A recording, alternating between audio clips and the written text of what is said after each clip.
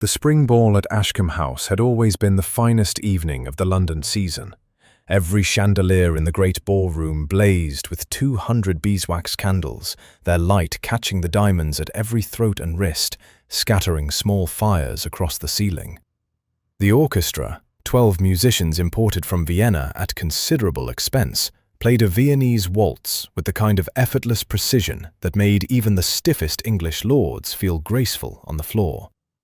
Footmen in white gloves moved through the crowd with silver trays, offering champagne in crystal flutes so thin they seemed in danger of shattering at the sound of a loud voice. Clara Ashcombe stood near the tall windows overlooking the garden and thought, not for the first time that evening, that she had arranged all of this rather beautifully. She had chosen the flowers herself, white peonies mixed with pale yellow roses, because Roland had once mentioned, years ago, that he found red roses theatrical. She had selected the menu after 3 separate consultations with the cook. She had approved the guest list, written the invitations in her own hand, and diplomatically managed to seat Lord Pendleton and Sir Francis Drummond at opposite ends of the room, given that the 2 men had not spoken civilly since a disagreement over a Lincolnshire land bill the previous autumn. Nobody knew any of this, of course. They knew only that the Duchess of Ashcombe gave the most elegant entertainments in London, and they were grateful to attend. Clara wore deep blue silk that evening, a gown cut simply and without excessive ornamentation, because she had learned long ago that women who wished to be taken seriously in a room full of powerful men did not dress to distract. A single strand of pearls at her throat, pearl drops at her ears. Her dark hair was pinned with quiet precision. She looked, as she always looked, composed. She had cultivated composed over 15 years of marriage to Roland Ashcombe. She spotted him across the room near the far fireplace, tall, broad-shouldered, with the easy confidence of a man who had never once doubted that rooms arranged themselves around him. He was laughing at something Lord Harwick had said, his head thrown back in that particular way Clara had once found charming. Lady Vivian Ashford stood at his elbow, as she had stood at various elbows all season, wearing a gown of ivory satin so low at the neckline that Lady Pendleton, standing beside Clara, had already remarked upon it twice. "Your ball is magnificent as always, Duchess," Lady Pendleton murmured, accepting a fresh glass of champagne from a passing footman. "You are very kind," Clara replied, and meant it only distantly, because something in the way Roland was standing had shifted her attention. He had turned away from Lord Harwick. He was moving through the crowd toward the center of the ballroom, and Lady Vivian was following, and there was something in his stride, a deliberateness, a performance, that Clara had not seen before. The orchestra completed its phrase and paused. In the sudden quiet, Roland Ashcombe's voice carried across the entire ballroom with absolute clarity. "If I might have your attention." 200 heads turned. The footman stopped moving. Clara's champagne flute grew very still in her hand. Roland reached into his coat pocket, withdrew a small velvet box, and lowered himself to one knee before Lady Vivian Ashford. The silence that followed was of the particular quality that occurs when an entire room collectively forgets to breathe. "Vivian," he said, loud enough for every person in the room to hear clearly, and Clara understood immediately that this was intentional. He had meant to be heard. "I intend to end my marriage and make you my wife. Will you do me the honor?" Lady Vivian's expression was rapture. She pressed both hands to her lips, eyes glistening, and said, "Yes, oh, Roland." "Yes." The diamond ring slid onto her finger. In the 30 seconds that followed, Clara noticed a great many things with the sharp, detached clarity that arrives sometimes in moments of enormous shock. She noticed that Lady Pendleton beside her had gone rigid as a poker. She noticed that young Lord Harwick looked deeply uncomfortable, which surprised her, because she had not previously thought him capable of discomfort on anyone else's behalf. She noticed that several of the ladies near the fireplace were already leaning toward one another in whispers. She noticed that Roland had not looked at her once. He had calculated, she understood, that she would not make a scene, that she would stand there, pearls at her throat, composure intact, and quietly absorb this as she had quietly absorbed everything else across 15 years. He was almost right. Clara set her champagne flute down on the windowsill beside her with a small, precise click. She unpinned her wedding ring, a broad gold band set with a square-cut diamond, and held it for a moment in her gloved palm. Then she smoothed her glove, turned to face the room, and curtsied. The curtsy was directed at no one in particular, and somehow, therefore, at everyone. "My congratulations to you both," she said clearly, her voice carrying the same steady quality it always did when she addressed a room. "I shall instruct my solicitor first thing tomorrow morning." She walked across the ballroom without hurrying. The crowd parted for her. No one said anything. Even the orchestra, resuming their instruments, seemed uncertain about whether to play. At the double doors she paused, not because she hesitated, but because she heard Roland say her name once. Clara, in a voice she had not heard from him before, something uncertain in it, something that had not expected this. She did not turn around. She had given 15 years to this marriage. She had built his reputation, managed his household, guided his career, and done it all so quietly that the man had genuinely believed he had done it himself. She had earned the right to leave a room well. The doors closed behind her. In the ballroom, the silence stretched another full moment before conversation broke out everywhere at once, loud and astonished, the way water bursts through a dam that is held too long. The house in Kent had never felt like hers. 15 years she had lived within its walls, managed its staff of 32, overseen its gardens, its cellars, its linen cupboards, and its guest rooms, and yet Ashcombe Estate had always announced itself as Roland's house the moment you stepped through the front door. His portrait dominated the entrance hall. His hunting trophies lined the corridor leading to the library. His family's coat of arms appeared above every fireplace mantel, carved in stone, a permanent reminder of whose name one lived under.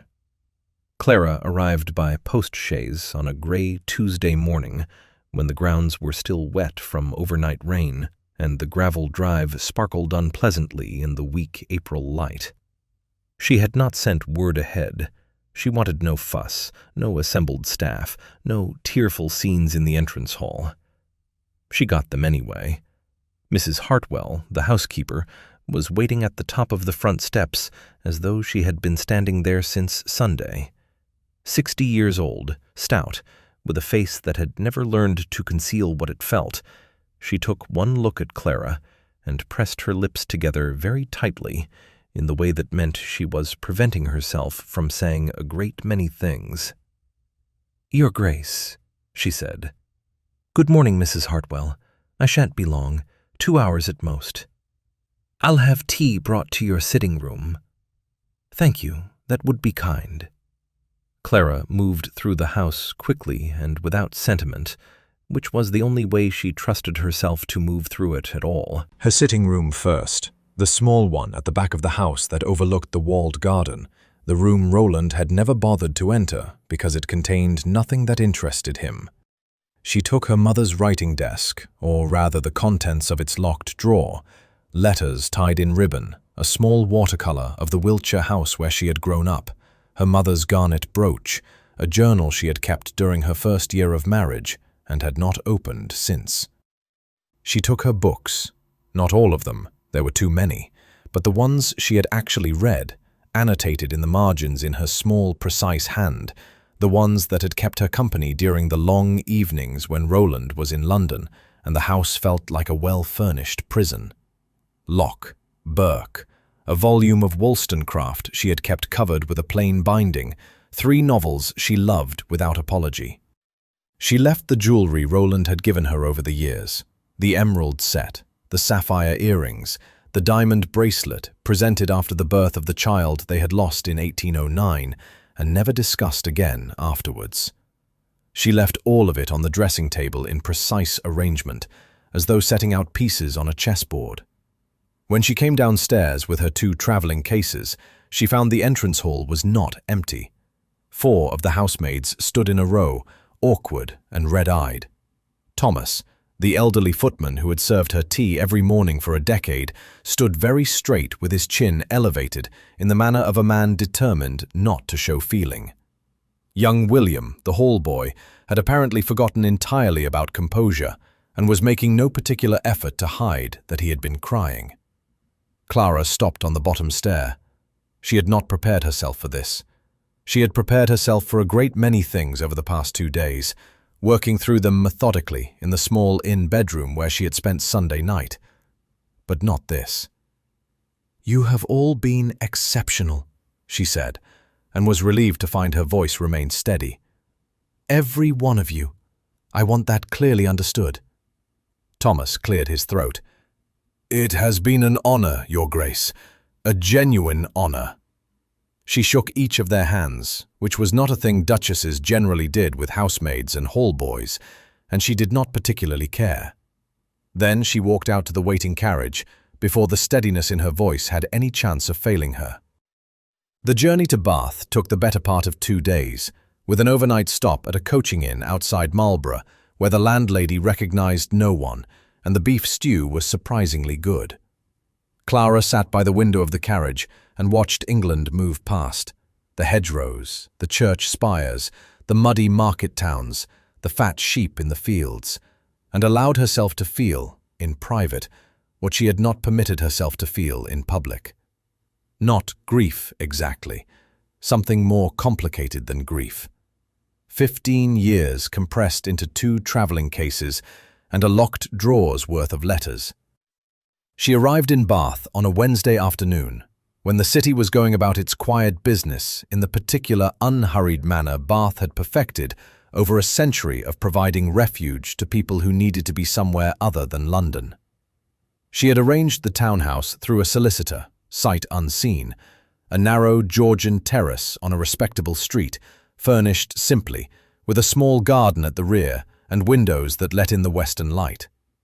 She stood in the front parlour for a long moment after the luggage was brought in. Outside, Bath went on without drama.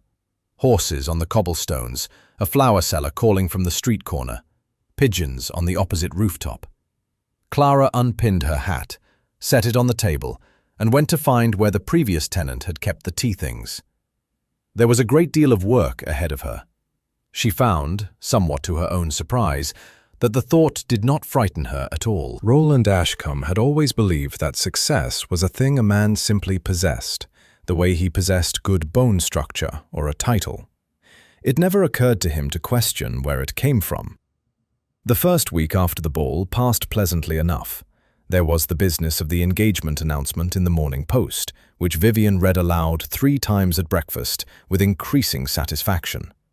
There were callers, mostly curiosity seekers dressed up as well-wishers, and invitations to dinners where Roland was confident he remained the most consequential man in any room. He visited his club, where conversation was careful but not unkind. He told himself the worst of the scandal had already passed. He was wrong. The first sign came from Lord Carrington, whose support Roland had considered certain for the proposed harbour improvements bill he intended to table before Parliament in June. Carrington's secretary sent a note, polite, brief, and final, indicating that his lordship had reconsidered his position on the matter and would not be available for the planned meeting. No further explanation. Roland read the note twice, decided Carrington was being difficult for unrelated reasons, and thought no more about it. The second sign was harder to dismiss. Sir Edmund Vane, who controlled 3 reliable votes in the Commons and had dined at Ashcombe House not 6 weeks prior, declined a dinner invitation with an excuse so thin it was practically transparent.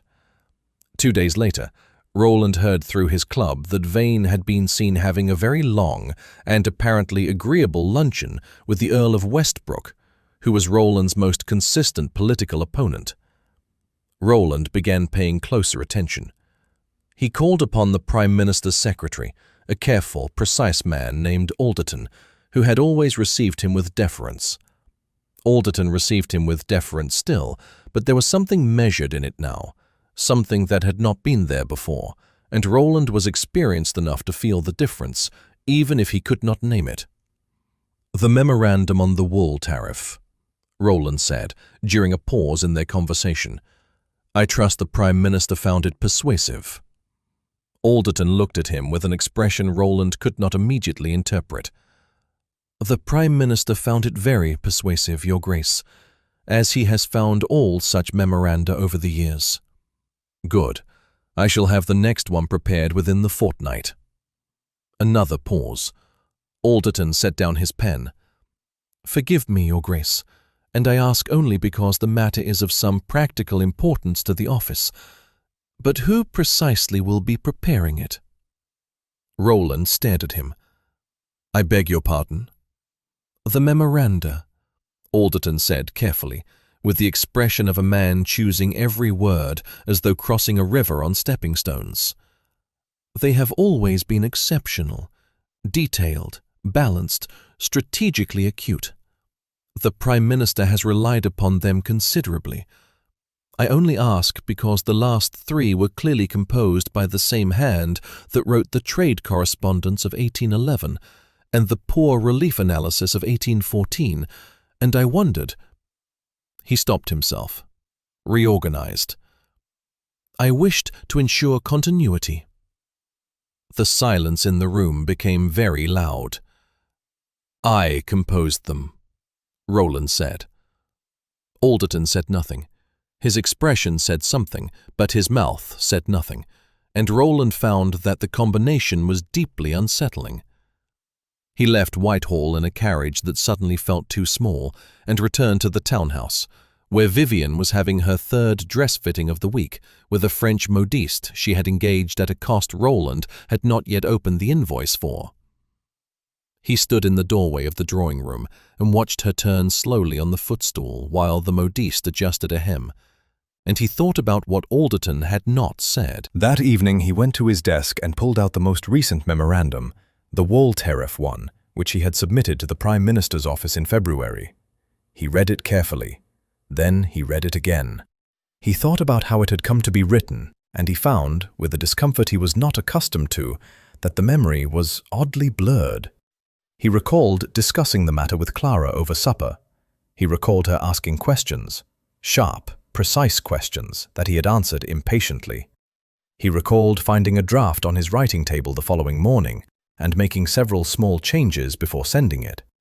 He had always assumed the draft was prepared by his secretary. He went and found his secretary, a young man named Peters, in the estate office. "The wool tariff memorandum," Roland said. "You prepared the initial draft." Peters looked genuinely confused. "No, Your Grace. I received it from Mrs. Peters. That is—" He stopped, reddening. "From the Duchess's maid, Your Grace. The Duchess sent it down herself. I assumed you had asked her to compile it." Roland said nothing for a long moment. "That will be all, Peters." He walked back through the house slowly. In the entrance hall, he stopped beneath his own portrait, painted 8 years ago, Roland Ashcombe at the height of his influence, chin raised, expression certain, and stood looking at it for longer than he would ever afterwards admit. The harbour bill was faltering. Carrington was avoiding him. Vane had switched sides. And somewhere in Bath, in a modest townhouse she had arranged herself, his wife was drinking tea, and the country was already beginning to notice her absence. He simply did not know it yet. The letter arrived on a Thursday morning, delivered not by the regular post, but by a private messenger in royal livery who handed it to Clara's housekeeper with the particular gravity of a man who understood he was carrying something important. Clara was in the garden when it came. She had spent the previous hour attempting to persuade a climbing rose against the rear wall into something resembling order, with mixed results, and her gloves were earthy, and her hair had come slightly loose from its pins. She read the letter standing at the garden gate, still holding her pruning shears. It was brief, formally worded, and signed by Mr. Edward Hale, Principal Secretary to His Royal Highness the Crown Prince. It requested the honour of her presence at St. James's Palace, at her earliest convenience, to discuss a matter of some importance. It did not specify what matter. It did not need to. Clara read it twice, folded it precisely along its original creases, and went inside to change her gloves. She arrived at St. James's Palace 2 days later, dressed in grey wool with a dark pelisse against the April chill, carrying herself with the particular quietness she had developed over years of moving through rooms where people underestimated her. A footman led her through corridors hung with portraits of dead kings, up a staircase carpeted in burgundy, and into a small, well-proportioned room where Mr. Hale was waiting. Hale was perhaps 50, with a scholar's stoop and the careful eyes of a man who had spent decades watching powerful people make decisions, and privately noting which ones were mistakes. He rose when she entered, bowed with genuine rather than performative respect, and gestured to the chair across from his desk. "Your Grace," he said, "thank you for coming so promptly." "Mr. Hale," Clara said, settling into the chair, "you were kind enough not to make me wait. I thought it only fair to return the courtesy." Something in his expression relaxed slightly. He sat, placed his hands flat on the desk, and came directly to the point, which she appreciated. "I will be candid with you," he said, "because I suspect you prefer candor to ceremony." "I do." "For some years now, His Royal Highness's office has received political memoranda of exceptional quality through the Duke of Ashcombe, analysis of trade policy, parliamentary strategy, proposals for poor relief, correspondence regarding relations between the Crown and the merchant interests." He paused. "We have also, over those same years, quietly noted certain consistencies in style, in approach, in the particular quality of the reasoning, consistencies that did not entirely align with the Duke's manner of speaking in person." Clara said nothing. She held his gaze steadily and waited. "His Royal Highness," Hale continued, "has asked me to convey his personal admiration for the mind behind that work, and to inquire whether that mind might be persuaded to serve the Crown directly, in a confidential advisory capacity." The room was quiet enough that Clara could hear the distant sound of horses in the courtyard below. "What would that capacity involve?" she asked. Hale outlined it carefully. She would advise on trade disputes, parliamentary legislation, and matters of public welfare.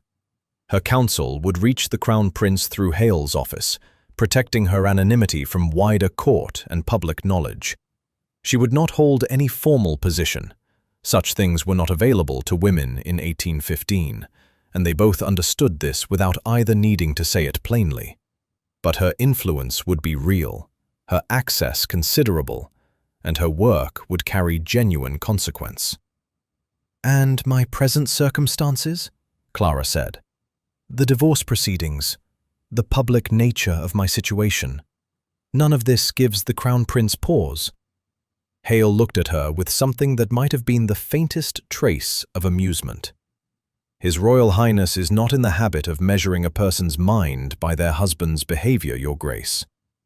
Clara looked down at her hands for a moment. The garnet ring she had worn since her mother's death caught the window light. She had one condition. Her work would remain entirely private.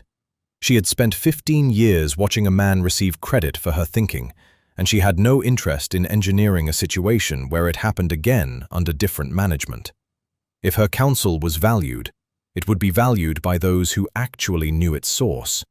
She wanted no arrangement where her name disappeared behind another title, another desk, another man's signature. Hale agreed without hesitation, which told her the Crown Prince had anticipated this condition and accepted it in advance. She accepted the position. Walking back through the palace corridors afterwards, past the portraits and the burgundy carpet and the footman who held doors without meeting her eyes, Clara felt something she had difficulty naming at first. It took her until she was seated in the hired hackney carriage, moving back through the London streets toward the inn where she was staying, before she identified it. It was the particular satisfaction of being known accurately, not admired for her gown, or her composure, or her management of a household, not tolerated as an appendage to a title. Known for the actual contents of her mind, the actual quality of her judgment, by people who were in a position to make use of it. She looked out at the London streets and felt, quietly and without drama, that her life had just tilted onto a different axis entirely. Roland was still at his club, no doubt, still certain that the room arranged itself around him. She hoped, genuinely, that he was enjoying it while it lasted. Roland had always been at his best on the road. There was something about arriving at a country estate, the long gravel drive, the house staff assembled at the entrance, the host coming forward with a hand extended, that reminded him of everything he was. Duke of Ashcombe, Privy Councillor, man of consequence. The road had a way of restoring his confidence when London began to feel complicated. He set out for Yorkshire in the second week of May with his valet, his secretary Peters, and considerable optimism. Lord Farsley's estate outside Harrogate was his first call. Farsley controlled significant wool interests and had been a reliable ally since 1808. After Farsley, he would continue south to Oxfordshire, where Sir Thomas Gale held influence over 4 neighbouring constituencies and had always found Roland's company agreeable. The Yorkshire air was clean and sharp after London, and Roland rode the last stretch on horseback rather than remaining in the carriage, feeling his spirits lift with every mile. He arrived at Farsley Hall on a Tuesday afternoon to find the house looking magnificent in the spring light, the moors rolling away behind it in every direction. Lord Farsley met him at the door. The handshake was warm enough. The welcome was correct in every detail. Good rooms, a decent claret at dinner, attentive staff. And yet, Roland noticed it first over the soup course. Farsley was civil, interested in current events, perfectly pleasant. But when Roland steered the conversation toward the Harbour Improvements Bill and the wool tariff amendment he was pushing through committee, Farsley became suddenly and thoroughly absorbed in his bread roll. "Tricky business, Parliament this session," Farsley said eventually. "Which is precisely why I need reliable men," Roland said. "Men whose judgment I trust." Farsley looked at him with an expression Roland could not pin down. "Quite so, yes. I shall give it every consideration." He changed the subject to his eldest son's recent purchase of a hunter and did not return to politics for the remainder of the evening. The following morning, walking the grounds before breakfast, Roland encountered Farsley's land steward, an old Yorkshireman named Briggs, who had served the estate for 40 years and had absolutely no interest in diplomatic language. "Forgive me, Your Grace," Briggs said, falling into step beside him with the comfortable presumption of a man who had outlasted 4 lords. "But there's some as feel the Duchess had a particular understanding of northern estates. The correspondence she maintained with Lord Farsley on the enclosure matter in 1812 put the whole question very clear, very fair. Lord Farsley spoke of it often." Roland stopped walking. "The Duchess maintained correspondence with Lord Farsley on estate matters?" "Regular correspondence, Your Grace. Several letters a season for, a number of years. Very well regarded they were." Briggs appeared to realize he had perhaps said more than was wise, cleared his throat, and excused himself to inspect a fence line. Roland stood in the middle of Farsley's north field for a long moment, with the Yorkshire wind pulling at his coat. The visit to Oxfordshire did not improve matters. Sir Thomas Gale received him at his manor outside Burford, with the particular politeness of a man who has decided something but has not yet decided how to say it. His wife, Lady Gale, was noticeably warmer, but her warmth had a sympathetic quality that Roland found more uncomfortable than coldness would have been.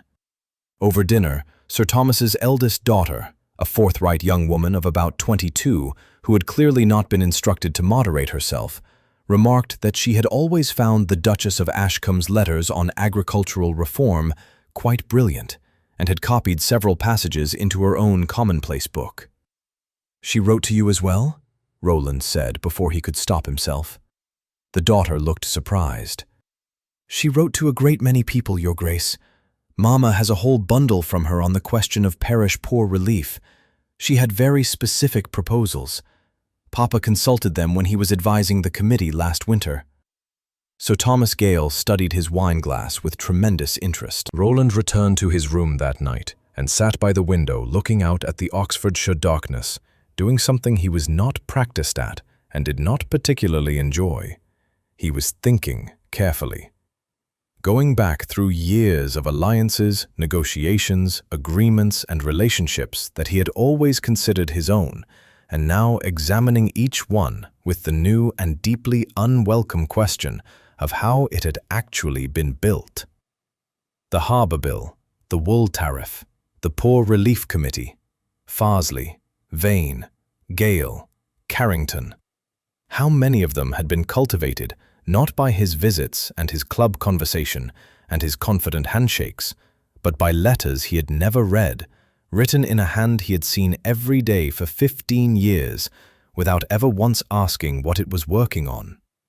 And meanwhile, back in London, Vivienne's French modiste had sent an invoice that Peters had placed on Roland's desk with an expression of careful neutrality. The figure at the bottom had required Roland to read it twice. He thought about Vivienne's face at the ball, radiant with diamonds and borrowed candlelight, and then he thought, against his will, about Clara walking across that same ballroom without hurrying. Outside, an owl called once across the Oxfordshire fields and was silent. Roland poured himself another glass and did not sleep well. The dispute had been building for 3 months before it landed on Clara's desk. It concerned the naval supply contracts at Portsmouth, specifically a disagreement between the Merchant Guild representatives and the Admiralty's procurement office over the pricing of timber and canvas following the post-war adjustments in trade. The war with France had ended, markets were shifting, and 2 sets of men who had previously managed their relationship through the shared urgency of wartime were now discovering that peace had removed the one thing that made them cooperative. Hale sent her the relevant papers on a Monday. By Wednesday morning, she had read everything twice, made notes in the margins of 7 pages, and written back to him with 4 observations and a proposed framework for resolution. Hale's reply came the following day. 3 words at the top of his letter before the formal language began. Precisely as anticipated. She travelled to Portsmouth in the 3rd week of May, accompanying Hale and 2 senior ministers in an official capacity that was described, for the purposes of anyone who asked, as secretarial. She sat at the far end of the table during the first session and said nothing, because she was learning the room, who deferred to whom, where the genuine disagreement lay beneath the stated positions, which of the merchant representatives was reasonable and which was performing outrage for the benefit of his colleagues. By the second session, she was answering questions directly when Hale directed them to her. And by the third session, the Admiralty's representative, a vice-admiral named Cavendish, with 40 years of sea service and absolutely no patience for time-wasting, had stopped addressing Hale entirely and was talking to Clara. "The pricing structure you've outlined," Cavendish said, tapping the paper in front of him with one blunt finger. "It protects the Guild's margins in the short term, but builds in a review mechanism at 18 months. The Guild men will see it as a concession. My office will see it as prudent planning. Both sides walk away satisfied." "That is the intention," Clara said. Cavendish looked at her for a moment with the direct appraisal of a man who had spent his career reading weather and people with equal seriousness. "You've done this before," he said. It was not a question. "I have had practice," Clara said, "in finding the arrangement that allows everyone to believe they have won." The Vice-Admiral made a sound that was almost a laugh. "Rare skill, that. Rare as a fair wind in November." The agreement was signed on the Friday. No shortages, no embarrassment to the government, no prolonged legal wrangling through the courts. Hale wrote to the Crown Prince's office that evening in terms that Clara never saw, but which she later understood had been considerable in their praise. She returned to Bath the following week, stopping in London for 2 nights to attend to correspondence and meet with her solicitor regarding the divorce proceedings, which were moving at the measured pace that ecclesiastical courts considered appropriate and everyone else considered maddening. London felt different now. She moved through it differently. She stayed at a quiet hotel near Jermyn Street, rather than at Ashcombe House, obviously, and she went about her business without announcement or social obligation. And she found the city more interesting when she was not required to perform a role within it. Old friends found her, or rather, old friends who had spent the season carefully avoiding her in order not to create awkwardness with Roland, now discovered, apparently all at once, that they had been meaning to write. Lady Sutton sent a note suggesting tea, which Clara accepted. Mrs. Fellows, who had been a close friend in the early years of the marriage, before Roland's growing political profile had made him selective about associations, appeared at the hotel in person, with a box of Bath Olivers and absolutely no explanation for the previous 4 years of distance. Clara let her in and did not make her explain, because she had neither the time nor the inclination to make people suffer for being human. "You seem well," Mrs. Fellows said, slightly surprised, settling onto the small sofa with her tea. "I am well," Clara said, and found it was true. "I expected—" Mrs. Fellows stopped herself. "Devastation?" Clara offered pleasantly. "I was going to say difficulty, though I did rather wonder." "I have been busy," Clara said, which was accurate and told her friend nothing whatsoever, and they both found this quietly amusing. What Clara did not say, over tea or in any other company, was that she had discovered something in the past weeks that she had not entirely expected. She had known she was capable. She had always known that, in the private place beneath the composure where honest self-knowledge lives. But capability exercised in secret on behalf of someone who never acknowledged it was a strange and diminishing thing. It did something gradual and corrosive to a person. She had not fully measured how much until she began working without that condition attached. Cavendish had looked at her and said, "You've done this before," as a plain statement of fact, and she had felt the truth of being seen so directly in a way she had no adequate words for. She took the mail coach back to Bath on a Thursday afternoon, watching the countryside settle into early summer green. The divorce hearing was set for the following month. She was ready. The library at Ashcombe Estate had always been Roland's favourite room. Floor-to-ceiling shelves on 3 walls, a fireplace large enough to stand in, 2 deep leather chairs positioned to catch the afternoon light from the south-facing windows. He had spent many evenings here over the years, feeling, with considerable satisfaction, like precisely the sort of man whose portrait belonged in a house like this. He returned from Oxfordshire in the 3rd week of May to find the house quieter than he remembered. Not the quiet of a well-run household moving efficiently around its occupants. A different kind of quiet.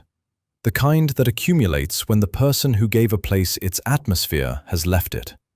Vivian was in London, attending a series of engagements she had arranged without consulting him, which he had initially considered perfectly reasonable, and now found, 2 weeks into the pattern, faintly irritating. She had taken her lady's maid, her modiste, and what appeared to be the better part of his credit, at 3 separate London establishments. He poured himself a brandy and sat in the library and tried to work on the harbour bill, and found he could not concentrate. The problem was Alderton's face. That careful, measuring pause before he had said who precisely will be preparing it. Roland had been pushing that moment to the edges of his thoughts since May, but it kept returning with the persistence of a debt one cannot quite afford to settle. He began that evening, with no particular intention, to look through the estate correspondence files.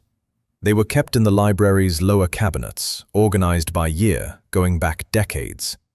Roland had never had cause to examine them closely, because Peters handled correspondence, and Clara had handled, well, he had never been entirely specific about what Clara had handled. She managed things. That was the phrase he had always used, to himself and others. Clara manages things. He pulled out the file for 1812 and opened it on the desk. The first letter was to Lord Farsley, regarding the enclosure question Briggs had mentioned in Yorkshire. Roland read it slowly. It was 3 pages long, closely reasoned, specific in its references to legislation, fair in its treatment of competing interests, and written in Clara's handwriting from the first word to the last. At the bottom, her initials. No title, no formal signature, just C.A. He sat with it for a moment, then reached for the 1811 file. Trade correspondence. 6 letters to merchant representatives in Bristol and Liverpool, outlining a position on import duties that Roland remembered presenting to Parliament as his own considered view, developed over several months of careful study. He had a memory, now that he examined it, of finding the arguments already formed on his writing table one morning and assuming Peters had compiled a brief. He had not checked Peters. He had not checked anything. He worked through the files methodically, the brandy untouched beside him, the candles burning lower. The poor relief analysis of 1814, 12 pages in Clara's hand, with figures and case studies drawn from parishes across 3 counties. The parliamentary strategy letter to the Earl of Westbrook from 1813, the one that had resolved a committee deadlock Roland had taken personal credit for resolving at his club for the remainder of that year. The foreign trade memorandum that the Prime Minister had called the clearest piece of policy thinking he had encountered in a decade. All of it in her handwriting. All of it filed quietly in the library cabinets while Roland had been at his club, or on horseback, or at dinner, accepting compliments he had not earned. He was still sitting there at midnight when the door opened and his elderly steward, Jennings, appeared, as Jennings had appeared at doors throughout Roland's life, whenever circumstances genuinely required it. "I thought you might still be here, Your Grace," Jennings said, taking in the open files, the untouched brandy, the expression on Roland's face. He came in without being asked and stood by the fireplace with the quiet authority of a man in his 70s who has earned the right to stand wherever he chooses. "How long?" Roland said. Jennings did not pretend to misunderstand. "From the beginning, Your Grace. The Duchess was writing political correspondence within the first year of your marriage. By the 3rd year, it was policy work. After that," he paused, "after that, it was most of what carried the Ashcombe name in Parliament." "And you said nothing?" "She asked me not to," Jennings said simply. "And she was the one doing the work, Your Grace. It seemed to me that the instruction was hers to give." Roland looked at the files spread across his desk. 20 years of a marriage, laid out in ink and paper, and almost none of it was the story he had believed he was living. "She never asked for anything in return," Roland said. "Not once." "No," Jennings agreed. "She did not." Roland stood and walked to the window. The Kent countryside lay in darkness outside, the gardens he had always considered a fine backdrop to a fine house, the grounds he had ridden across 1,000 times, believing himself to be master of something significant. He had been master of very little, it turned out. "That will be all, Jennings." The steward left. Roland stood at the window until the last candle burned itself out, and stood there still in the dark, with nothing to look at but his own reflection in the black glass. The ecclesiastical court on Doctors' Commons sat in a narrow street off Knight Rider Street in the City of London, unremarkable from the outside, the kind of building that looked as though it had been designed specifically to disappoint anyone who arrived there hoping to drama. London society, however, was not easily disappointed. By 9:30 on the morning of the hearing, a small crowd had gathered on the pavement outside, the sort of mixed assembly that forms whenever scandal intersects with respectability. Shopkeepers who had stepped out under the pretense of other business, a cluster of young gentlemen from the nearby Inns of Court, 3 ladies in carriages who had no intention of going inside, but wished to observe the arrivals.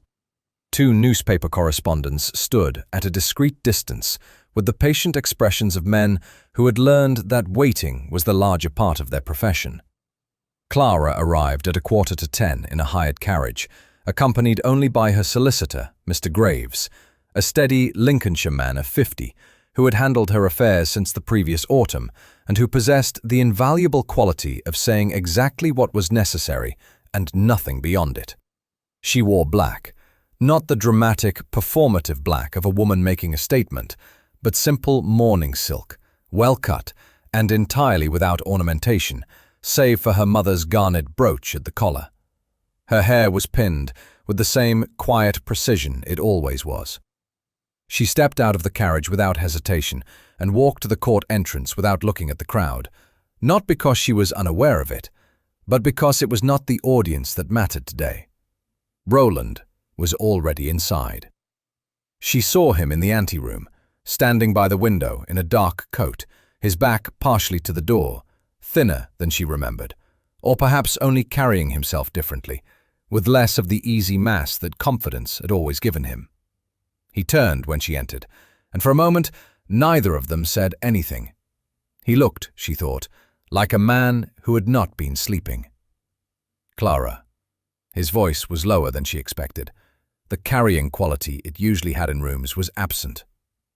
"Roland," she said, and her own voice was level and without heat. Mr. Graves withdrew to speak with the court clerk, with the practiced discretion of a solicitor who understood that some conversations needed a few minutes without witnesses. Roland crossed the room. He stopped a proper distance from her, and something in his bearing was unfamiliar. The set of his shoulders, the way he held his hands, the absence of the particular assurance that had always occupied the space around him like a second coat. "I need to say something to you before we go in," he said. "You may say it," Clara replied. "I cannot promise it will change anything, but you may say it." He looked at her steadily. "I have been going through the estate files." She waited. "I found the correspondence. All of it. The memoranda, the political letters, the poor relief work, the trade analyses." He paused. "I spoke with Jennings." "I see." "I have spent the past 3 weeks attempting to account for it." He stopped, pressed his mouth together, and started again. "I told myself, for 15 years, that I was a man of considerable ability who happened to have a capable wife. I believed that. I genuinely believed it." Another pause. "I was not a man of considerable ability, Clara. I was a man of moderate ability who had an exceptional wife and never once looked closely enough to understand the difference." The anteroom was very quiet. Somewhere beyond the door, the court was assembling. "I confused admiration," he continued, "for partnership. She is very beautiful, and she is charming, and she is entirely uninterested in anything that does not directly concern her comfort. I understood this somewhere, I think, and told myself it did not matter." His voice dropped further. "I am asking you to withdraw the petition. I am asking you to come home." Clara looked at him for a long moment. She thought about the ball, the 200 candles, the Viennese orchestra, the moment she had understood what was happening and felt the floor of her life give way. She thought about the carriage to Bath, the walled garden, the pruning shears, the letter in royal livery. She thought about Cavendish saying, "You've done this before," and Hale's 3 words at the top of his letter. She thought about Mrs. Fellows on the small sofa with the Bath Olivers, and the housemaids in the entrance hall at Ashcombe, and Thomas the footman standing very straight with his chin elevated. She thought about who she had been at 23, arriving at Ashcombe Estate as a new bride, with a head full of ideas she had immediately learned to route through her husband's voice. She thought about who she was now. "Roland," she said, with genuine gentleness, because she bore him no malice, had not for some time. Regret is not the same thing as respect, and respect arrived too late is not something I can build a life upon. He held her gaze. She saw him understand that she meant it. I am sorry, he said, for what that is worth. I know you are, she said. I believe you. It is simply no longer sufficient. Mr. Graves reappeared at the doorway. The court was ready. Clara smoothed her glove, lifted her chin, and walked through the door first. The marriage of Roland James Ashcombe, 5th Duke of Ashcombe, to Clara Margaret Ashcombe, née Wyndham, was formally dissolved at 11 o'clock on a grey Thursday morning in June 1815. Clara walked out of Doctors' Commons into the pale London sunshine and took a breath of air that tasted, she thought, remarkably clean. Summer came to London that year with unusual generosity. By July, the parks were extraordinary. Great canopies of elm and oak throwing shade across the paths, the flower beds in St. James's Park at their fullest, the whole city moving with a lightness that follows the end of long uncertainty. The war had been over for months. People were relearning, collectively and somewhat cautiously, what it felt like to make plans that extended beyond the immediate season. Clara understood the feeling precisely. She had taken a better house in Bath by June, a wider terrace on a quiet crescent with a garden that received the morning light and a study on the first floor with shelves she was gradually filling. She travelled to London when her work required it, which was increasingly often, staying at the Jermyn Street Hotel that had become familiar enough to feel comfortable without feeling permanent. She liked the balance, Bath for thinking, London for doing. It suited her in a way that Ashcombe Estate, for all its grandeur, never quite had. Her work for the Crown Prince's office had expanded quietly through the summer months. After Portsmouth, Hale had begun sending her more complex matters.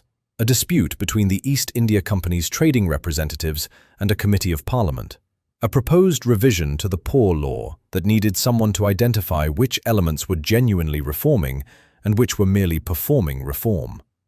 She worked carefully, wrote clearly, and delivered her analyses without flourish, and the Crown Prince's office received them with the steady appreciation of people who had learned to rely on something good. In August, one of her proposals on parish relief was adopted almost verbatim into legislation that passed quietly through both houses without significant opposition. She read about it in the Morning Post over breakfast in her Bath study, noted it with satisfaction, and returned to the letter she was composing on the East India matter. Nobody outside Hale's office and the Crown Prince knew her name was attached to any of it. She had ensured this deliberately and without resentment. Public credit had never been what she was after. She had spent 15 years understanding the difference between genuine influence and its performance, and she knew which one she preferred. Roland's situation resolved itself in the particular way that situations do when the structure beneath them has been quietly removed. The Harbour Bill failed in committee in July, which the Morning Post attributed to poor preparation and a lack of reliable support. Sir Edmund Vane consolidated his position on the opposing benches. Lord Carrington declined Roland's subsequent invitations so consistently that even the most optimistic interpretation was forced to admit it was deliberate. By September, Roland had withdrawn from 2 committees he had previously considered his own territory. Vivienne left in August. There was no dramatic scene, as far as Clara ever heard. Vivienne simply relocated herself, her modiste, her lady's maid, and her considerable collection of French gowns to the house of a young earl with a larger fortune and an intact reputation. And the engagement to Roland dissolved with the quiet efficiency of an arrangement that had always been more about positioning than feeling. The Morning Post noted the change in 2 lines. Roland did not respond publicly. Clara heard all of this through Mrs. Fellows, who had taken it upon herself to serve as an informal correspondent on London matters with a thoroughness that suggested she felt she had ground to make up. Clara read her letters with interest and without satisfaction, because she had long since stopped measuring her own progress against Roland's decline. They were separate accounts now, kept in separate ledgers, and she had no particular investment in his balance. The royal garden reception at Buckingham House was held on a warm Wednesday in September, one of the last generous days before autumn arrived properly.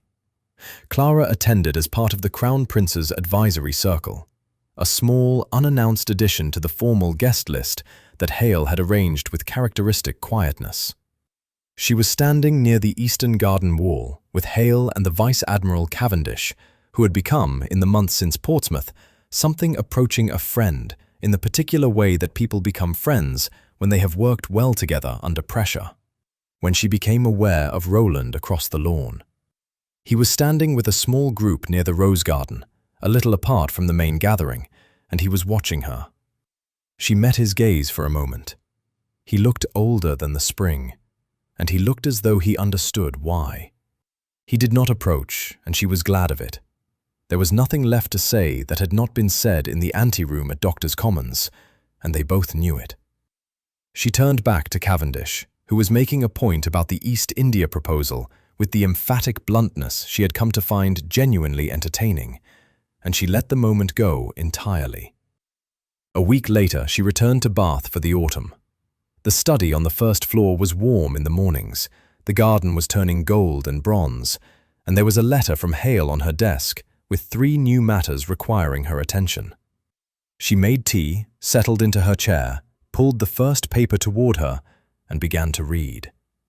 She was not the Duchess of Ashcombe anymore. The title had dissolved with the marriage, and she had returned quietly to her own name, Clara Wyndham, as she had been at 23, before she had learned to make herself smaller to fit inside someone else's life. She was not smaller now. Outside, Bath went on in its unhurried way. Horses on the cobblestones, leaves in the gutters, the distant bell of the Abbey marking the hour. Clara Wyndham dipped her pen and began to write.